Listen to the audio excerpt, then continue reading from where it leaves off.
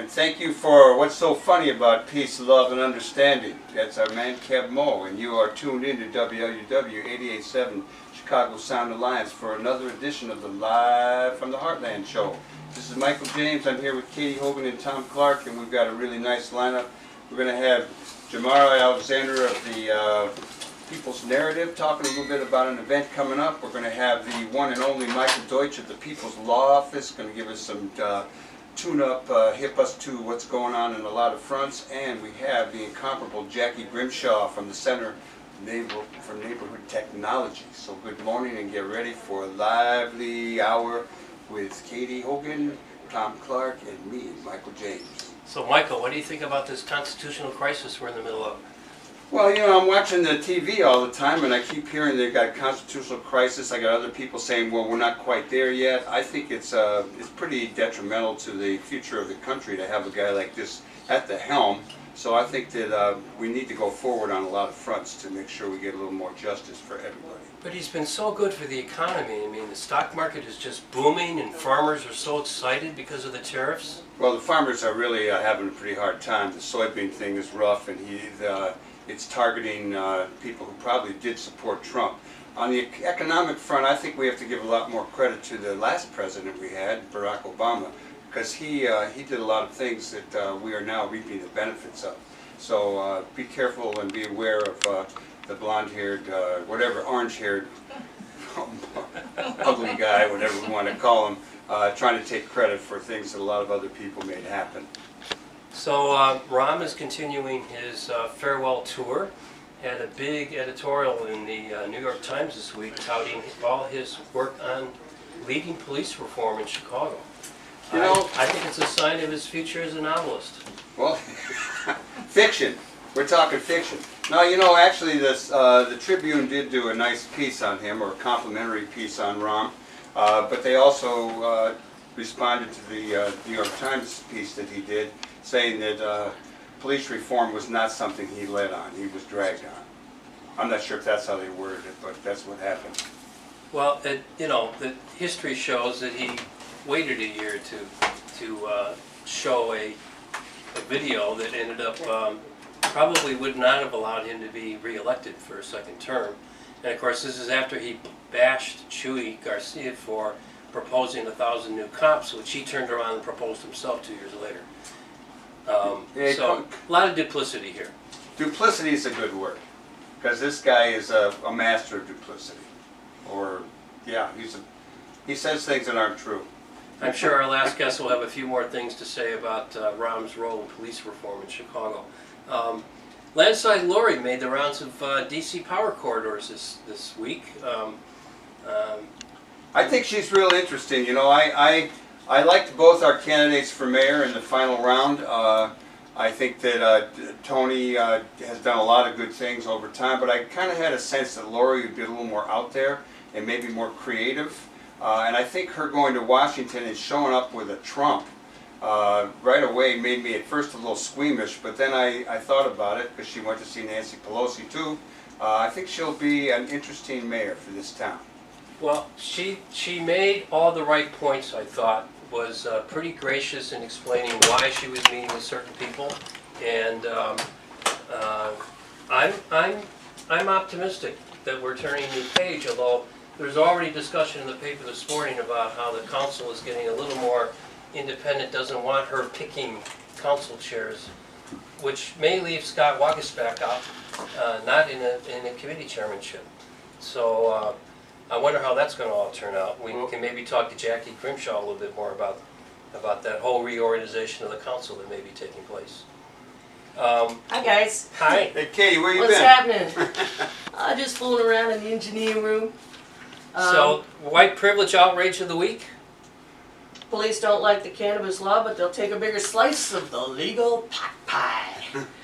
Just is, I mean, the optics are just terrible on this. I don't know what they were thinking when they put out that release. Well, who actually put it out? Was it, I mean, which part? Not all the officers on the beat. It's got to come from somewhere in the administration or from the police union or something. Police union and a statewide police federation of some kind. We're on the bandwagon in this. It was a big week in Springfield where a lot of different things began to unfold. Yeah, there's a lot of pushback on legalization of marijuana happening too quickly. You know, it could slow it down, which would not be good for our current governor, who had touted it as a major accomplishment to happen as quickly as possible. So, just another thing, I'm going to move away from the police. Rogers Park Potluck Picnic with nursing facility neighbors happens today. What does that mean? Nursing facility neighbors and potluck? People who are caregivers. Ah, good. And it's happening, let's see where we were, at Willie White Park from 12:30 till 2 p.m. Saturday, today, May 11th. Just wanted to make sure we got that out there. We also have the Great Pullman Strike Tour taking place down at the Pullman National Monument today from 1 to 3 p.m. It's kind of a run-up to a big celebration of Eugene Debs taking place in the middle of next month. We'll talk later with Michael Deutsch about another conference coming up on surveillance and policing in Chicago that's coming up on May 18th. We want to acknowledge a longtime community volunteer, Gary Neely Rubo, who passed this week. We're very sorry to lose him right before his favorite event, the Artists of the Wall Festival, where for many years Gary painted the lines, folks, and so much more. Our love and care goes out to his widow and son, and his memorial is today, Saturday, May 11th, at Windridge Memorial Park out in Cary, Illinois. So you're not going to make it, but please remember Laura in your prayers and their son and grandson. And we would like to talk briefly about an event that's coming up later this week with Jamira Alexander, who is the co-director of Public Narrative, an organization I toiled at for a few years. Jamira, welcome to the Life in the Heartland Radio. Thank you, glad to be here. Tell us about your Dear Madam Mayor. Yes, so as many may know, some may not, the Chicago Community Trust, every year they host On the Table events. And this Tuesday, there's a slew of On the Table events going on. And we, in partnership with the Reader, are hosting a On the Table to really talk about the state of ethnic and community media here in Chicago and what different opportunities look like as far as leveraging opportunities for those outlets as it relates to solicitations across the city, and what does it mean to really engage those community outlets. Under new leadership, the Reader is really busting out, I think, in a big way, particularly in the South Side. Yeah. This particular open table event is taking place in Bronzeville, right? It was taking place at the Reader's location, yes, 2930 South Michigan.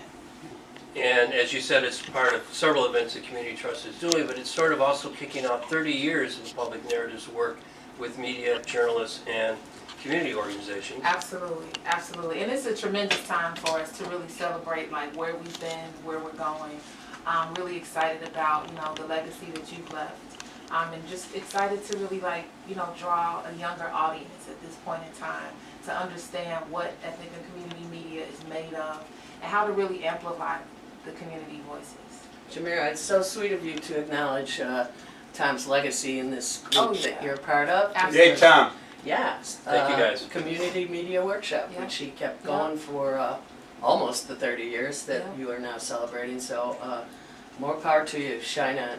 It's such an important activity and legacy to keep going. Absolutely. Yeah. And if anyone can join us, it's this Tuesday from 5 until 7:30 p.m. Down at the Reader's offices in Bronzeville. Yep. I think with the shifting media landscape, community and ethnic media takes on an even larger role to make sure that those local voices get communicated out to the rest of us.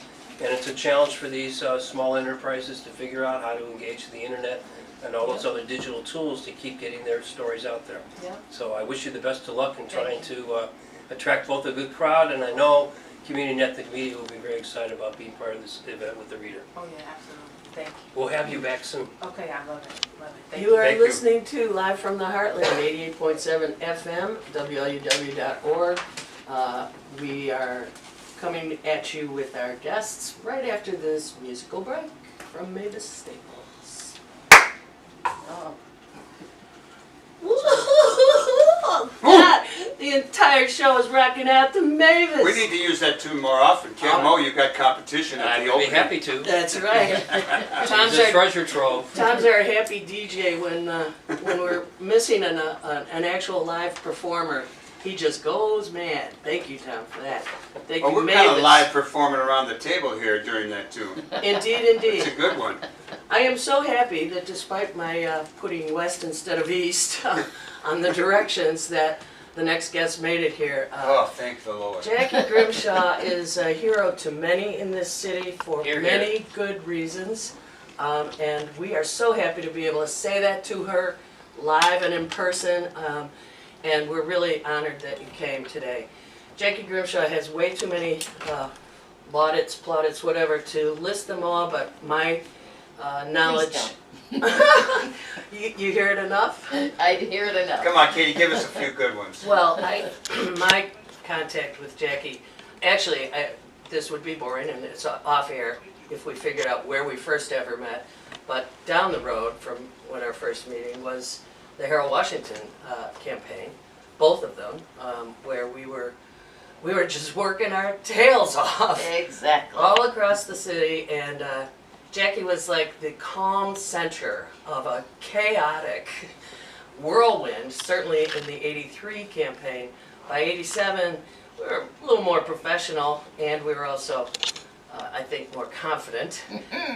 But you were just a genius wonder to work with in that capacity. And then, didn't you go to work at the next most important thing on our platter?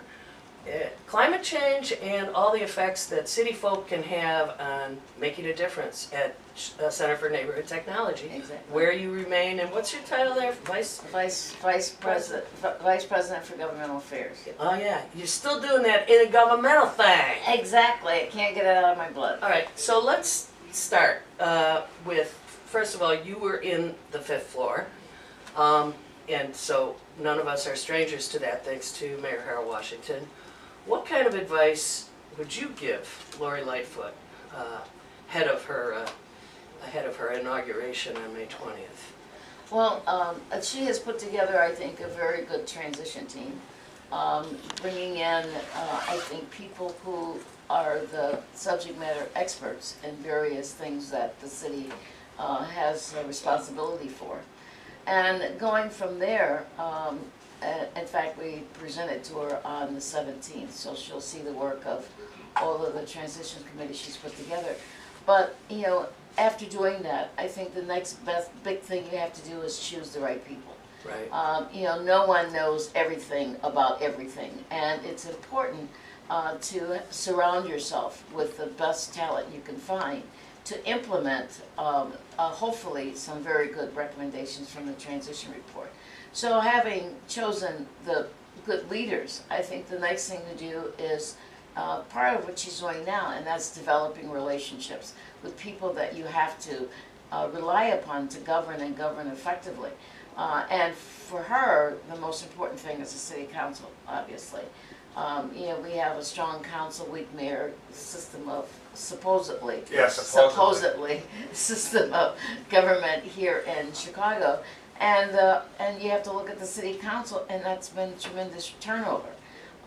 You know, there's, I think, only only one alderman left from the Harold Washington era, and that is Ed Burke.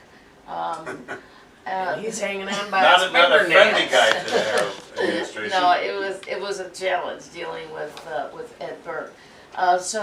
You know, over the years, as I've watched the council change since Harold Washington's time, seeing that kind of turnover, I think is good. The city is better off for it.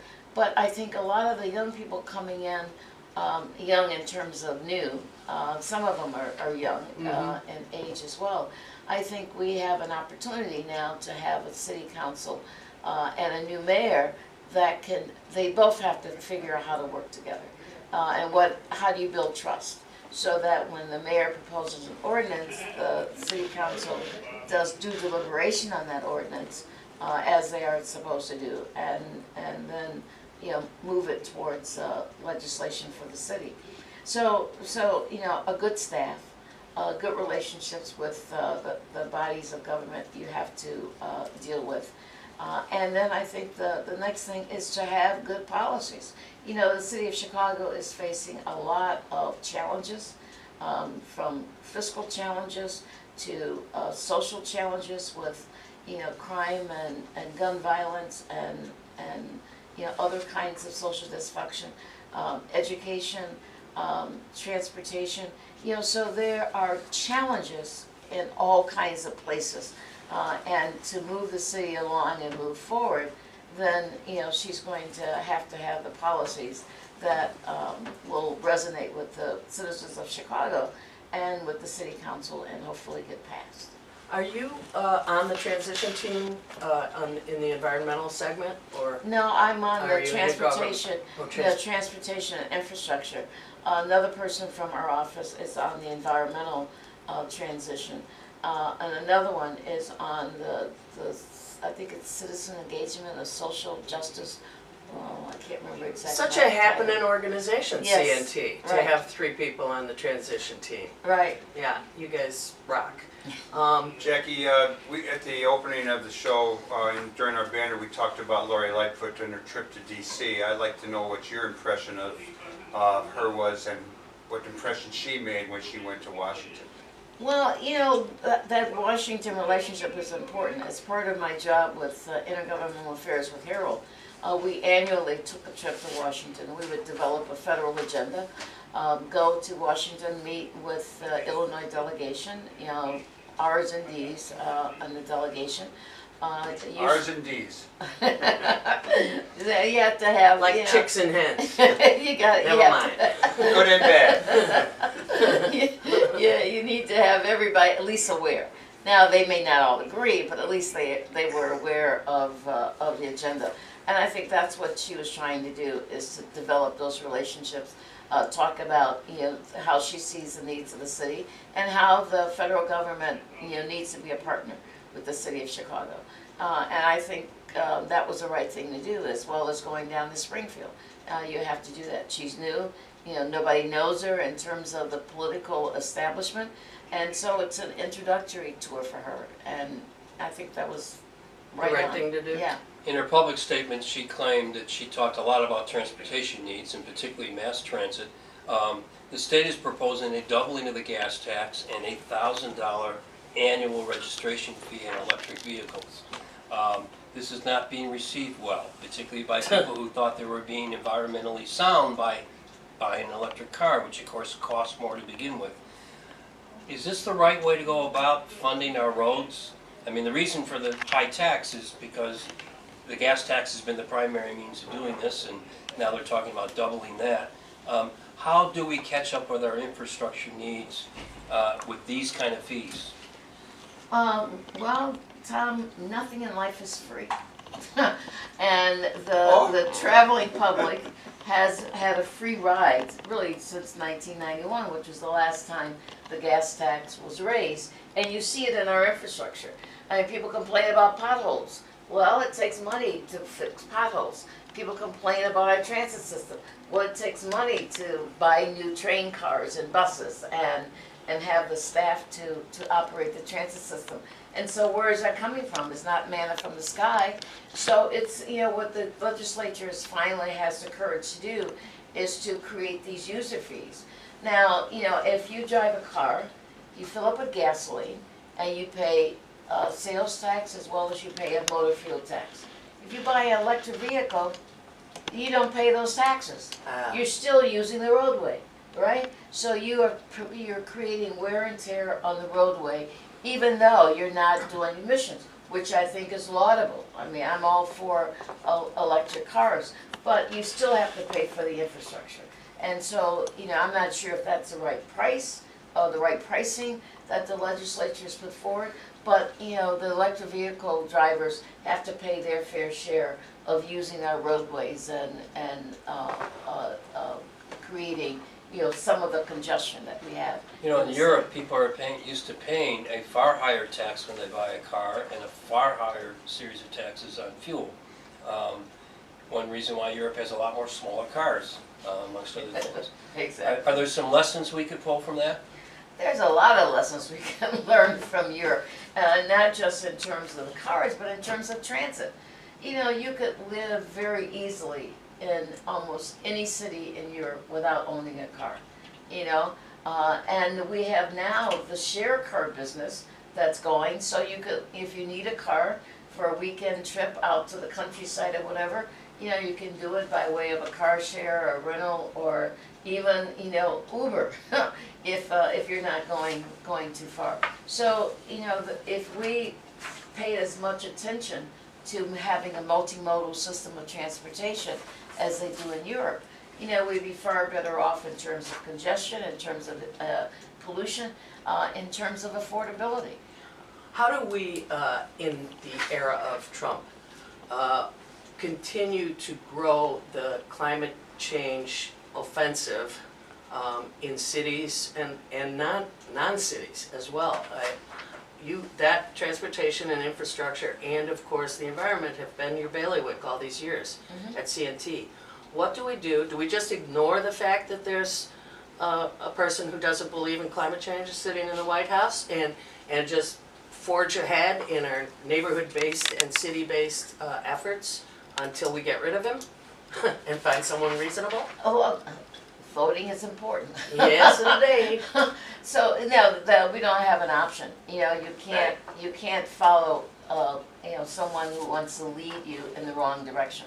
So you know, his leadership is against the climate and against recognition that the changes that we have in climate are a human are effective human action, and that we have to as individuals, as cities, as states, you know, try and do what we should be doing in terms of reducing emission by being more. As individuals, we need to do it, and as cities, we need to promote, you know, energy efficiency. As states, we need to promote energy efficiency. As the Congress, right? The Congress can also act in spite of the person who is blocking in the White House.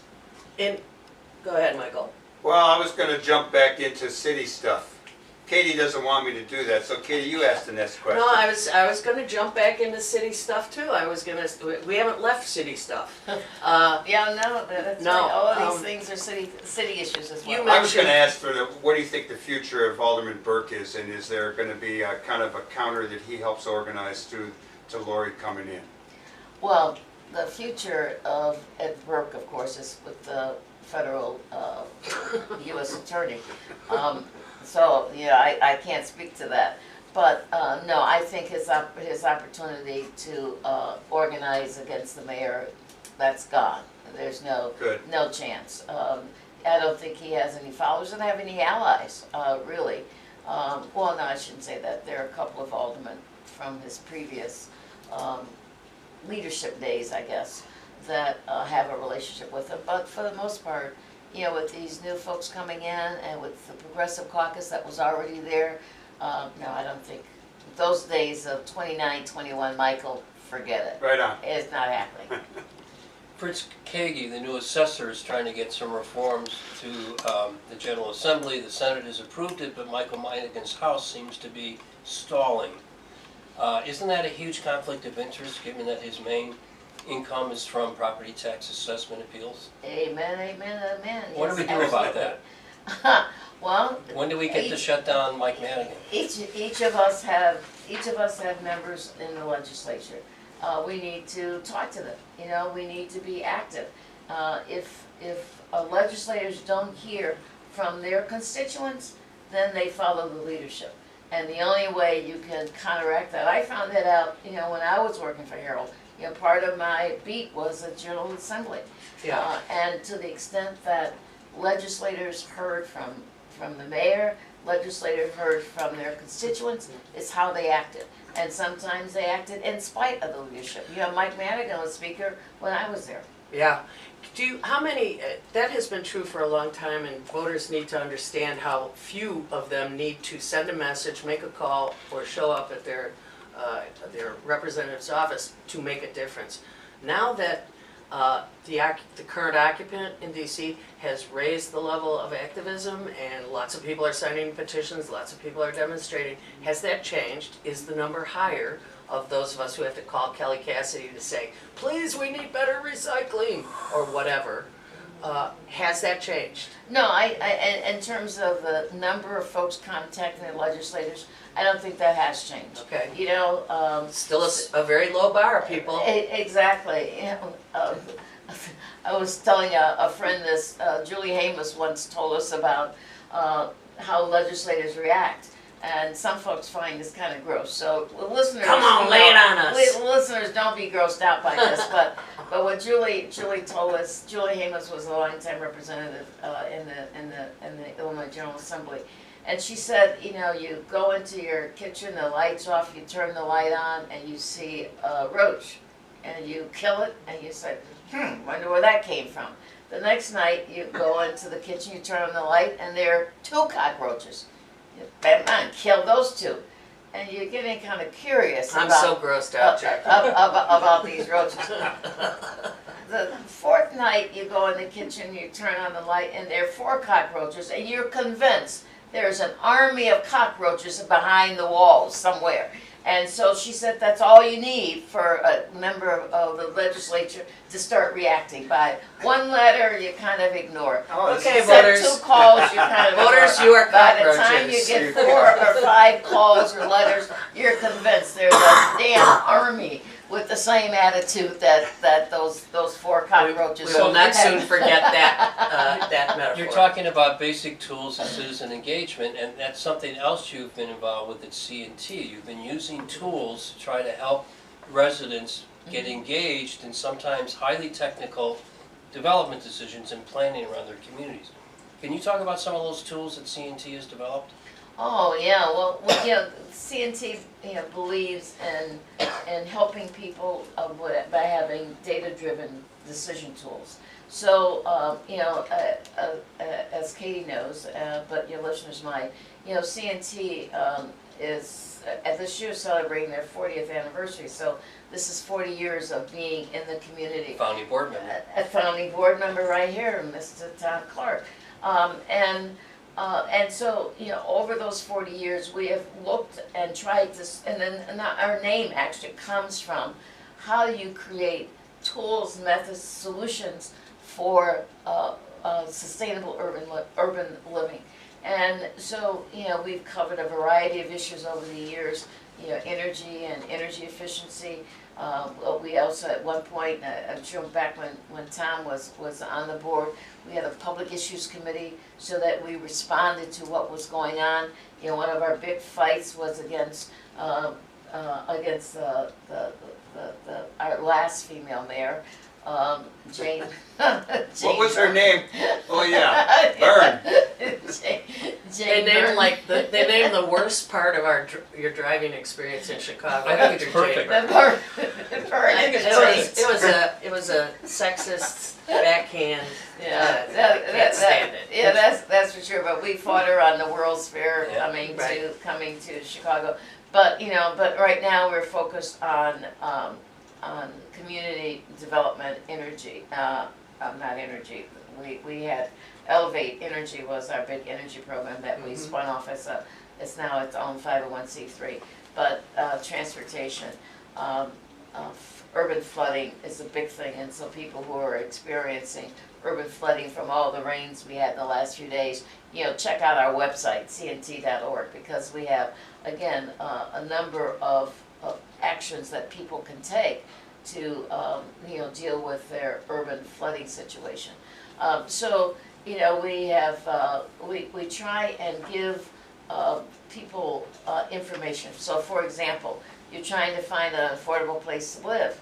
Well, we created a tool called the Housing and Transportation Affordability Index, because affordability of a place to live is not just the cost of the housing, but there's a cost of the transportation to get from the housing to jobs, to schools, to visit family, to get medical attention, etc. So you have to factor those things in. And so we've created, these tools that are on our website that you can use to help make decisions for your own life and to be more sustainable. Jackie, finally, any electoral reforms that we should be doing? I know that we've switched back to politics a little bit. Listen, I'm flexible, All right. What should we be organizing around for? Easier voting access, different seasons, you know, than February to be knocking doors in Chicago, or the notion of Election Day as holiday? Oh, man, wouldn't that be awesome? It would be. I absolutely think Election Day should be a holiday. A holiday. And it should still be Tuesday, so that people don't have to give up their Saturday and Sunday. And people should say, yes, this is what we live for, to vote Yeah, in well, this country. Well, Tom asked about what we can learn from Europe in terms Yeah. of transportation. Yeah. There's a lot of things we can learn from Europe and Africa and so forth. And Australia. Australia about the Voting. participation. Yeah. You're right, and make in a democracy, and so we make it very, very difficult. And here in Illinois, Forget I mean, about it. gee whiz, you know, the coldest time of the year is when you have to be out there trying to get people to get engaged with the whole political process. So there's a lot we can do, Katie. I don't know if we have enough time this morning to talk about all the Will things. you come but, back? Of course, now that I know where Now to that you come. know. Right address. Okay, good. Oh, Jackie, we love you, and we love all the service you've provided to the city for so many years. Your legacy is long, wide, and we're gonna have you back now that You could be a regular. now that we know how to reach you. You could- can reach me You and I could know where to host come. here, I think, sometime. Well, you know, I did WBEZ. I know, Yeah. I know. No, I was not saying that lightly. We sometimes have guest hosts, and I would okay. love to have you. Did you move out of the president's neighborhood, or? Now get this straight. The president moved into my neighborhood. I always have to correct people. I know, You I know. That's so- why I said it. So yes, I left my neighborhood and I left the president there. But you know what the president did? Decided to bring his presidential center across the street from where I moved to. So Yeah. as I say, I am stuck with this guy. Yeah, you are. You are. Jackie We love Grimshaw, you, Jackie Grimshaw. Center for Neighborhood Technology, thank you so much for joining us this morning. You've been listening to Live from the Heartland on WLUW Chicago, 88.7 FM. Please check us out on youtube.com/Heartland Media, and our playlist is now available on Spotify. A little bit of Eve Cassidy. Wow, great choice, Tom. Eva Cassidy. Yeah, no sunshine. One thing that we left off of our notices list is the pictures from the Long Haul book signing and photo show happening at Electric Jungle in our own neighborhood, Friday, Saturday, Sunday, May 17th through 19th, from 5 to 9 on Friday night, 1 to 5 on the weekend days. There's all kind of activities and music and stuff connected with this, but we want to salute our co-host at his incredible productivity, putting out 2 photo books inside of 2 years. No, Very inside amazing. of a year. Okay, I was going to Actually, say that, but Less than that. It's a really neat book, classic black and white photos. Check it out. okay. Michael, you want to introduce our second guest here? Well, this is a guy I've known a long time. Actually, he works for a law firm or a group of lawyers of a progressive bent that have Would you call that a firm? helped me way back in my days. I remember going with your cohort, Dennis Cunningham, to regular court sessions.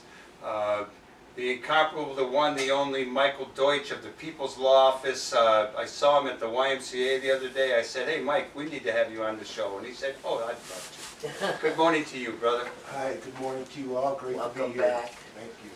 Yeah. So, what should we be watching closely about the consent decree, which our organization up in Network 49 is very much a part of as a plaintiff?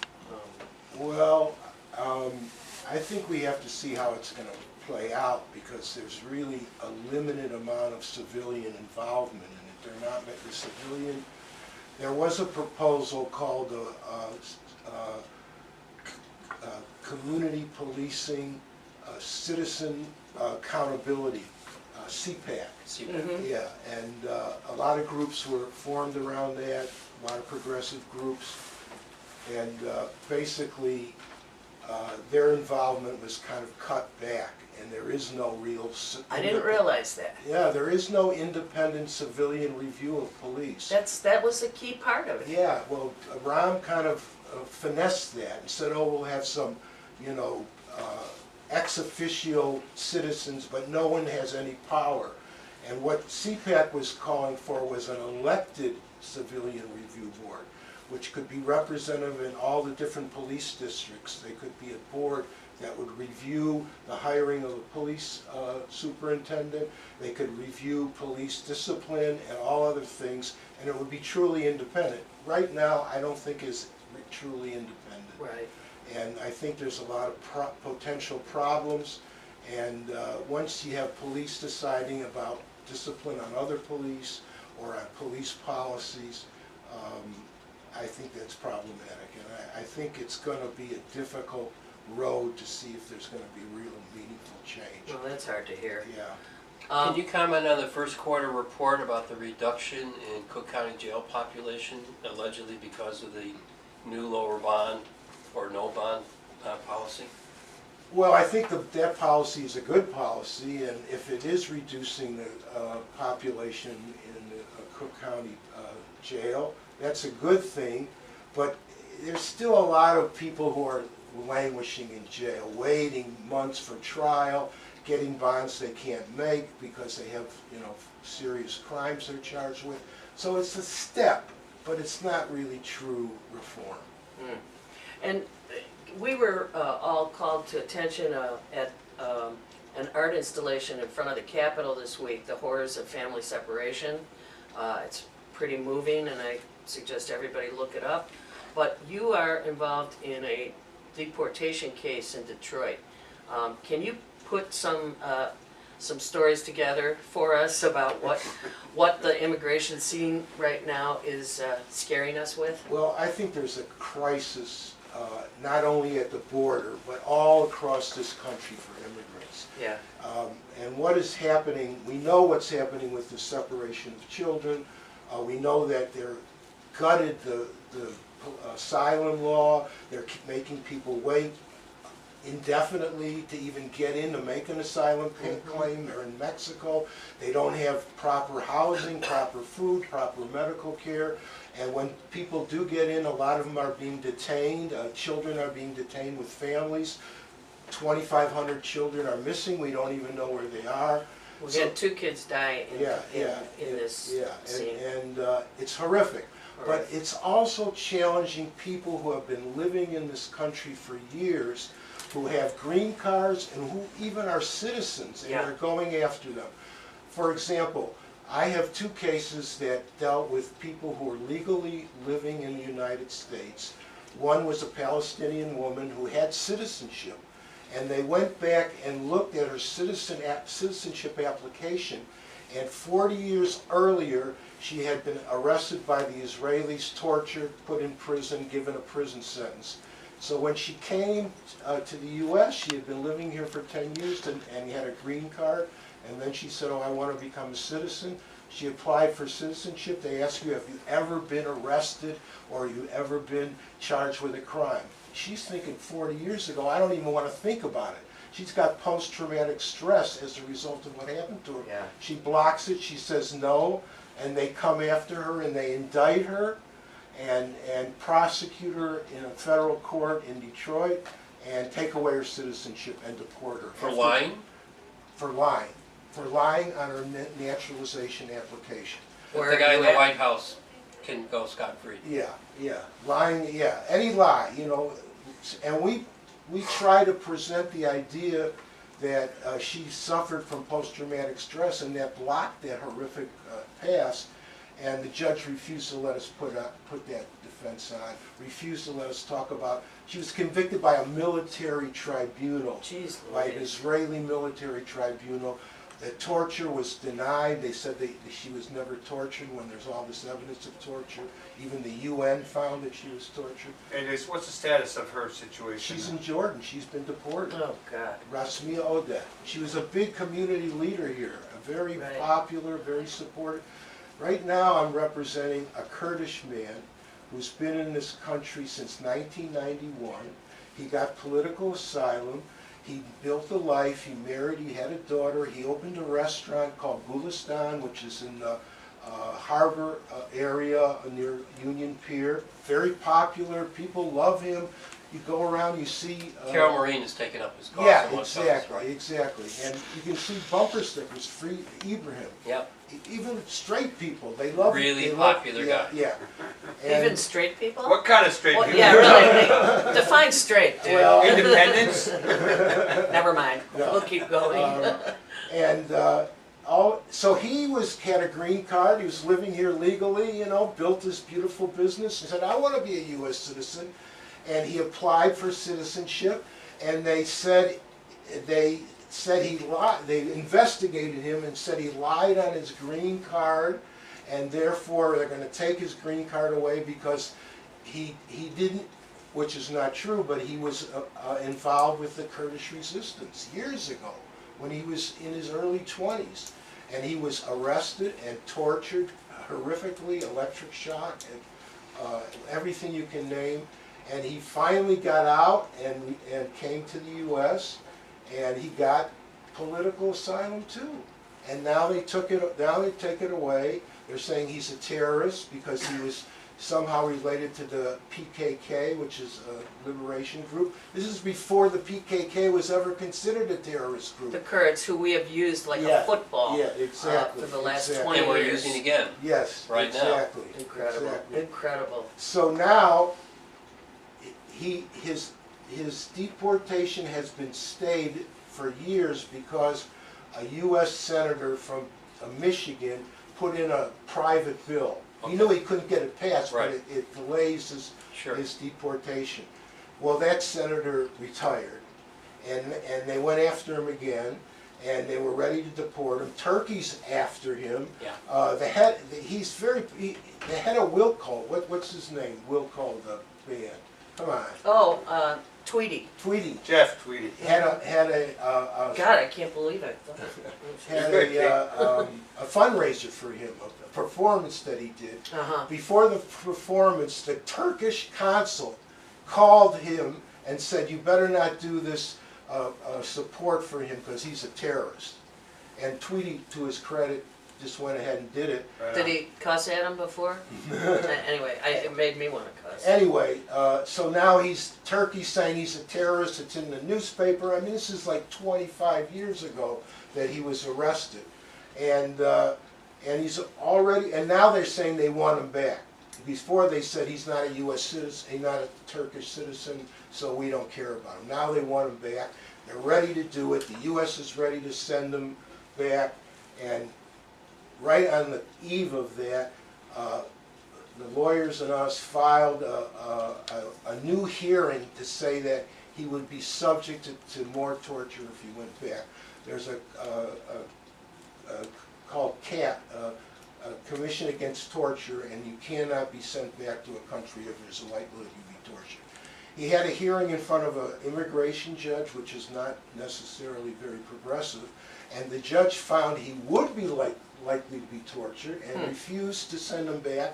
Now they're appealing it to the Immigration Board of Appeals. Because we have so much money to spend on appealing a totally noxious case like this. Right, and of course the Immigration Appeals is an arm of the Justice Department. It's not an independent court. Speaking of that, we've got the current occupant naming hundreds of judges that are being passed by the Republican Senate. It's horrific. And what are we going to do with these judges who will be there long after we finally get rid of the current occupant?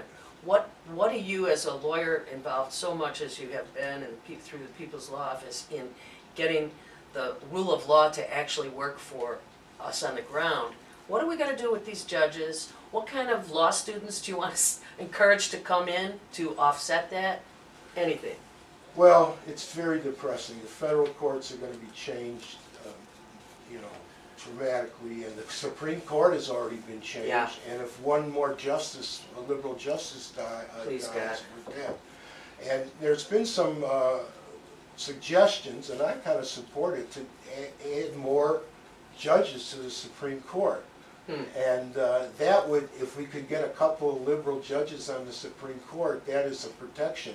Because you see in Alabama and Georgia, they're passing laws that are just making abortion illegal, and they want to go up to the Supreme Court And they obviously think they got a chance to get a 5-4 decision. Right. And all these lower court judges, they're horrific. I mean, unbelievable. People who think But we seem to be on that track. very much so. How do we pull back from the brink of total authoritarianism? We got to get rid of the guy in the White House. We got to get a progressive president, and we got to start dealing with these issues like climate change and immigration, and we got to, the positive thing is a young generation is hip, and they want change, and they're not going to fall for the okey-doke again. I have a daughter hope that's so. just graduating from college, and a son that's a sophomore in college, and they know what's the time it is. They're not buying Joe Biden, and they're not, accepting this idea of who's electable or not. Who do you favor in the current I'm a group of Bernie Democrats? guy. I stick with Bernie, You I think like he- Elizabeth Warren too, actually. Those are my two favorites. That's good. I think that I'd make a good ticket. You know, yeah. once I got you to agree to come on the show, I think I billed it as Homeland Security in your backyard.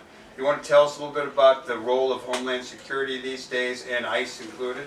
Well, like I said, ICE is scanning through the list of naturalization of citizens, looking for people for activists who they can try and say they lied or there's something wrong with their naturalization and seek to deport them. Also, activists who have been dreamers and other people who have been organizing against the immigration onslaught have been targeted. They've been arrested, a lot of them, and based on old, minor crimes. So they're around. They're looking around. They're tracking people. They're visiting workplaces. They're very active in trying to get the people who are here and have been living here peacefully and contributing to the society. Instilling fear in the community a lot. I mean, Yeah, there was a yeah. feature in the New York Times the other day about the vans of Atlanta, where people going off to work and they were just hitting these work vans and then grabbing the people, leaving the vehicles, Right, and it just create a climate of fear throughout the immigrant community. There's an article in the New York Times today about an attorney, a city attorney and a county prosecutor who was driving in Texas and saw these 3 people on the side of the road who looked ill, and she stopped her car and picked them up, and within 5 minutes she was stopped by the local police and put in jail for harboring fugitives. And ultimately her case was dismissed. Oh, good. But they put her in jail, and they knew her. She was That's just incredible. a Samaritan, a good Samaritan. So there's a lot of fear there. They've prosecuted people who put water and food Yeah. Right. in the desert, Right. and they're prosecuting them for harboring or some violation of the law. So it's a crisis. And when they talk about the crisis about the human rights violations of people who are just trying to live and have a better life and fleeing gangs and violence. Meanwhile, seasonal permits are issued for 60 to 80 workers from Central America to take care of the lawns and the kitchen at Trump Tower. Absolutely. Yeah. Mike, you've been a member of the People's Law Office for a long time, and there's a number of notable people that have done great work in that office. Dennis Cunningham, and you and many others on Attica, etc. And Flint Taylor, one of your cohorts, has got a new book out around the Burge torture. I wonder if you could tell the listeners a little bit about the People's Law Office and what you're doing or what the future looks like. Are there young progressive lawyers coming in? A little younger than you, maybe. Yeah. What's it looking like? Well, out let there? me just say, first of all, on September 14th, it's going to be the 50th anniversary of the People's Law Office. And we're going to have a big event, a gala with a forum and a dance and a party. Who's catering it? We did the last one. Yeah. We haven't got that far. We don't have a venue yet. All we do have is a date. September 14th, save the date. I'll be in communication with you all about that. We'll cover it. We'll have you on the air, somebody. Yeah. The People's Law Office has a good future. We have a group of young lawyers who are coming, and more want to come. Of course, we have this older generation that's going to be phasing out, obviously, but we're still involved in a lot of different interesting cases. We're trying to help with people who are being targeted for supporting the BDS movement, the Palestinian Boycott, Divestment, and Sanctions movement. Right. They're threatening them with providing material support for terrorism. Unbelievable. So, you know, that's one thing that we're very involved in. Of course, we're always involved with wrongful convictions and people who have been in prison for being tortured or being wrongly convicted. We're doing a lot of work around political prisoners who have been in prison for 40 or more years. We were just successful in getting 3 of the moved people parole, and 2 more are hopefully are going to get parole. They've been in over 40 years. Black Liberation Army, Herman Bell, we were involved in his case. He just got parole. So there's that whole generation of people who have been in so long, political people, that we're finally being able to open the doors. So we're doing Nice work, by yeah, the way. yeah, and it's great, very gratifying. And we represent a lot of people who have committed suicide in prison and jails, and terrible cases where one woman who was an Indian woman who was a former airplane stewardess. I don't know if that's the right word. Flight attendant. Flight attendant. Flight attendant. Yeah. Guess we all got that. Okay. They let her starve to death in prison. She refused to eat, protest, or Oh my God. she had some mental problems, and they failed to get her medical attention, and she starved to death in prison. So, and a guy hung himself. There are all these people hanging themselves, and they know they have problems, and they don't deal with it. Well, People's Law Office does, although, give us hope for the future. The fact that you've lasted 50 years and that you've continually recruited young bloods to join you. Right. The future is secure, right, for People's Law Office? Yeah, I think so, yeah. And you've inspired, there are other progressive law groups too? That Oh you're yeah, close there's a to? lot of groups that are doing Similar. Yeah, police brutality, wrongful convictions cases. There's been a lot of those got into the I field. just wanted to include that last comment to lift us up after the one before.